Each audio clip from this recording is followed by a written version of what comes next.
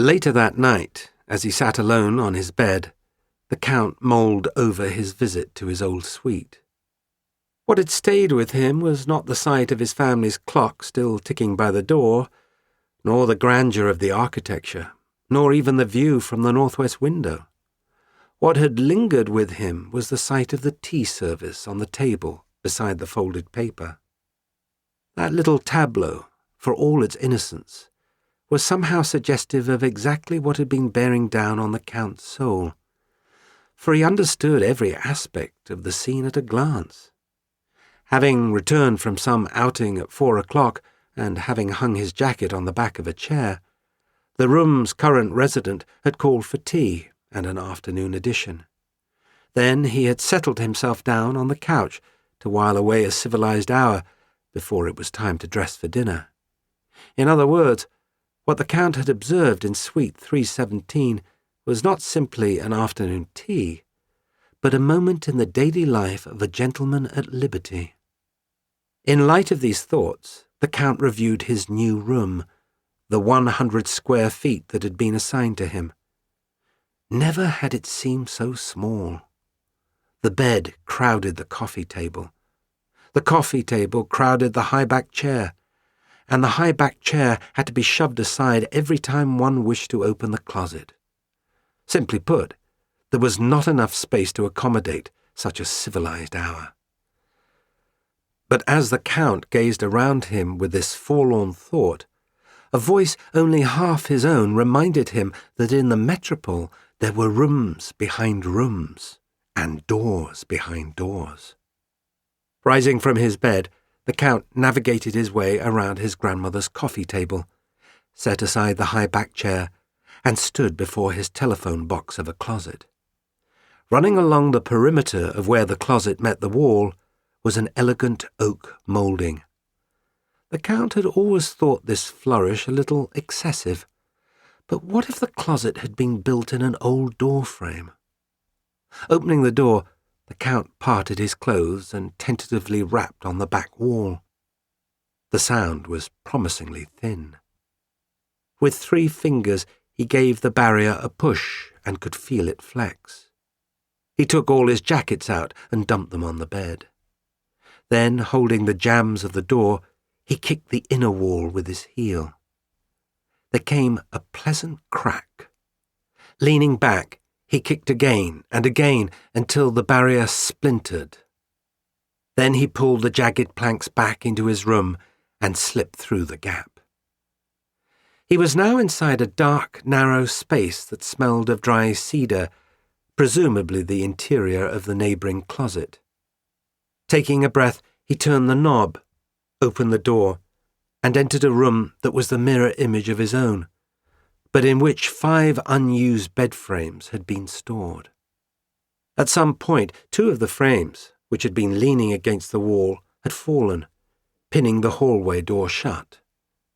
Pulling the frames aside, the Count opened the door, dragged everything out of the room, and began to refurnish. First, he reunited the 2 high-backed chairs with his grandmother's coffee table. Then, taking the belfry stairs, he went down to the basement. From the cabinet of curiosities, he retrieved one of his rugs, the standing lamp, and the small bookcase in 3 separate trips. Then, vaulting the steps 2 at a time, he made one final visit in order to claim 10 of the weighty novels that had been abandoned. Once his new study was furnished, he went down the hall and borrowed the roofer's hammer and 5 nails.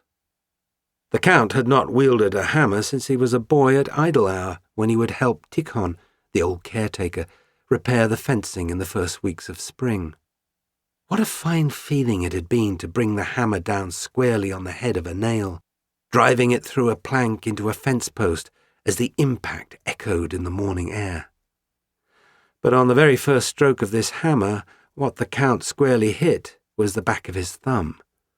Lest you have forgotten, it is quite excruciating to hammer the back of your thumb. It inevitably prompts a hopping up and down, and the taking of the Lord's name in vain. But fortune does favour the bold, so, while the next swing of the hammer glanced off the nail's head, on the third the Count hit home, and by the second nail he had recovered the rhythm of set, drive, and sink. That ancient cadence which is not to be found in quadrilles or hexameters or in Vronsky's saddlebags. Suffice it to say that within half an hour, 4 of the nails had been driven through the edge of the door into the door frame, such that from that moment forward the only access to the Count's new room would be through the sleeves of his jackets. The 5th nail he saved for the wall above the bookcase, so that he could hang the portrait of his sister. His work completed, the Count sat down in one of the high-backed chairs and felt an almost surprising sense of bliss. The Count's bedroom and this improvised study had identical dimensions, and yet they exerted a completely different influence on his mood. To some degree, this difference stemmed from the manner in which the 2 rooms had been furnished.